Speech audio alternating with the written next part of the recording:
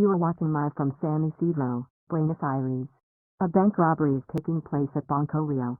The robbers have apparently taken over 20 hostages. Since noon, the police and the special forces have secured the perimeter. Earlier, the police had delivered pizza, as ordered by the robbers. While the Argentinians were watching the live broadcast of a bank heist, the police had no idea that the robbers had escaped. In fact, the robbers were already home watching the report on live TV, while counting cash and eating pizza. How did they manage to flee under the watchful eye of over 200 police officers? How did the ingenious robbers manage to pull off what many would consider as the heist of the century? Hello, welcome to Mike Files, a channel where we look into mysteries, incidents, and crimes. Without further ado, let's dive into today's story.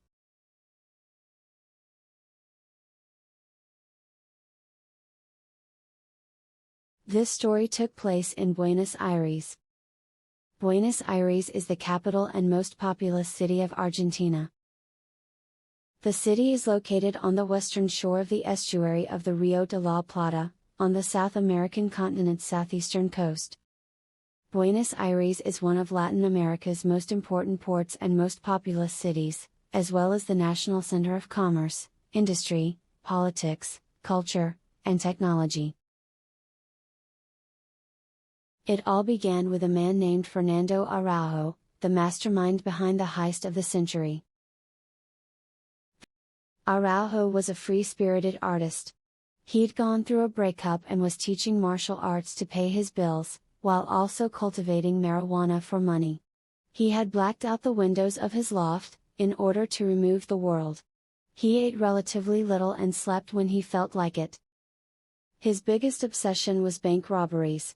Apparently, he was consumed with bank robberies, watching every possible film, TV show, and documentary he could find, searching for inspiration, and also mistakes. He used these observations to plan out the perfect heist. The Ramayo Bank heist, which happened in 1999, had inspired Araujo, who thought the robbers had almost pulled off the perfect heist, but botched it all up when they tried to escape. Araujo had this crazy idea of what if the robbers could just disappear after a robbery. He shared this crazy idea with his friend Sebastian Garcia Bolster. Bolster had known Araujo since high school, and he agreed that robbing a bank in that manner sounded like a crazy idea. But he believed it was simply a joke. Bolster was a law-abiding family man. He was mechanically inclined, repairing small engines, motorcycles, and jet skis. But he was also an inveterate tinkerer, the kind of guy who sketches plans for a cheap, home-built helicopter in his spare time. When Araujo came back to Bolster in 2004, Araujo had more concrete plans in mind. Araujo needed Bolster's mechanical and technical knowledge. Bolster, however, was uninterested in crime, and he was well aware that banks were no easy target, as he had worked part-time in a bank for a while. However, he had grown to hate financial institutions, as both his father and grandfather had entrusted money to banks and then lost it all during economic downturns. When Araujo guaranteed Bolster that the robbery would not involve violence, Bolster agreed to the plan and got to work. Araujo targeted a Banco Rio branch in the calm, wealthy neighborhood of San Isidro, in Buenos Aires's northern suburbs. This neighborhood now has 2 golf courses, a jockey club, and a sailing club.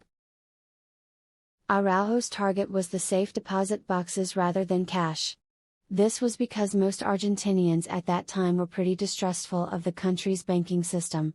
During the 2001 economic crisis in Argentina, the banking system had collapsed, wiping out the fortunes of those who had most of their money in bank accounts. Therefore, they believed it would be much safer to keep their fortunes in the safe deposit boxes.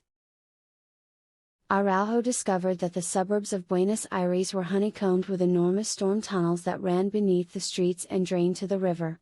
His years of contemplation had landed him on an audacious and complicated plan. He would arrive, and exit, using a tunnel. Araujo figured that all he needed to do was find one that could get him near the bank he had in mind and then dig upward. After knowing the room location containing the safe deposit boxes, they would have to figure out from the storm drain that ran close to the bank, how much to dig and at what angle. They identified a manhole cover in the street, directly above the spot where his tunnel would begin. The first vertical distance was simple to obtain. Araujo fed a string with a weight tied to one end through. When it clanged on the canal floor, he got the height. Calculating the horizontal distance was trickier. But Bolster had an idea. He'd measure from there to the wall of the Banco Rio, but he knew he couldn't just use a measuring tape to size up a bank without arousing some suspicion. So he measured the circumference of his bike tire and then, late one night, walked his bike from the manhole cover to the wall of the bank as inconspicuously as possible, counting each full rotation by watching the air valve as the tire rolled. The distance was 7.1 meters. Using the Pythagorean theorem, the length of the hypotenuse was found.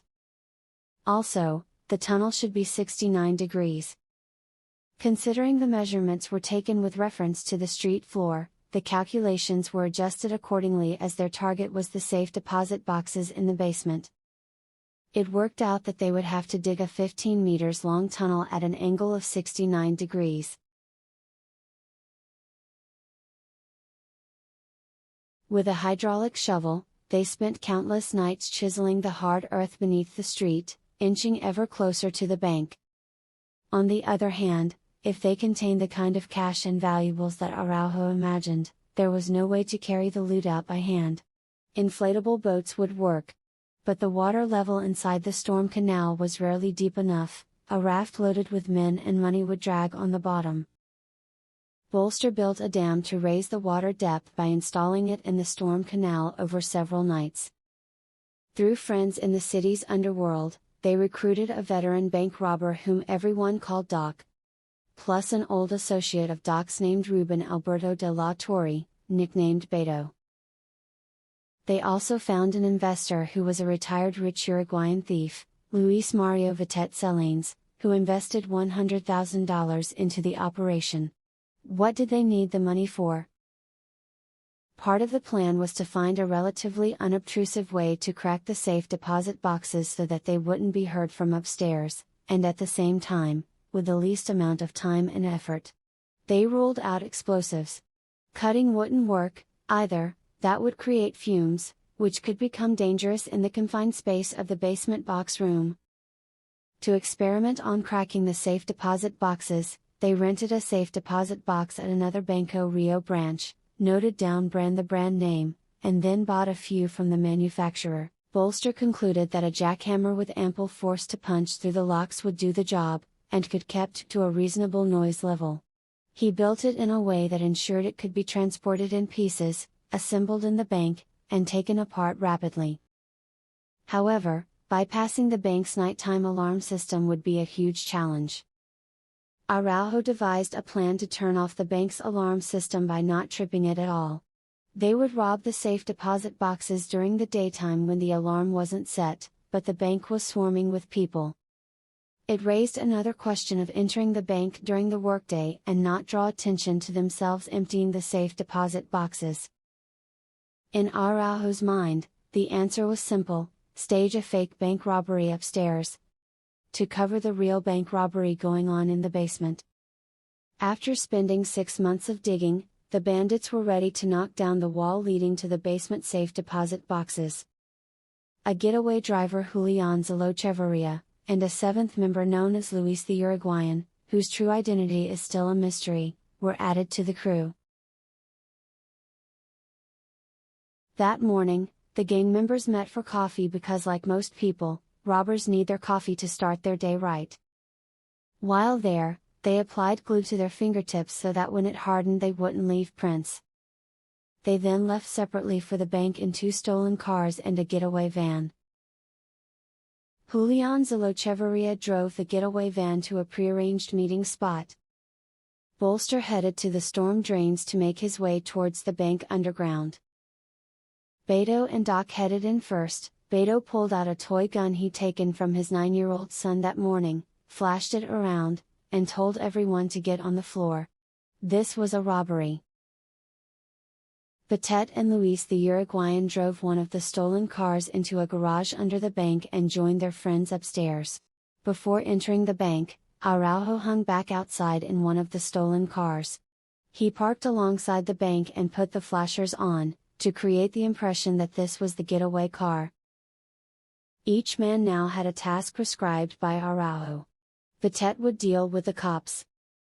Luis and Beto would subdue the hostages. Doc would go the cleaning room and activate the final man, Bolster. Bolster had been sitting there in the dark, waiting patiently at the end of the tunnel he'd dug, separated from the basement now by just a thin wall. Unbeknownst to anyone inside the bank, the robbery at the basement was in progress. This was because Luis and Beto had already subdued and isolated the hostages. Betet stepped into his lead role as Walter the Negotiator, aka the man in the gray suit, to deal with the cops that had just arrived. It was his job to buy the men in the basement the time they'd need to empty the boxes, luring the police into believing that the standoff they were now engaged in was the result of a botched robbery.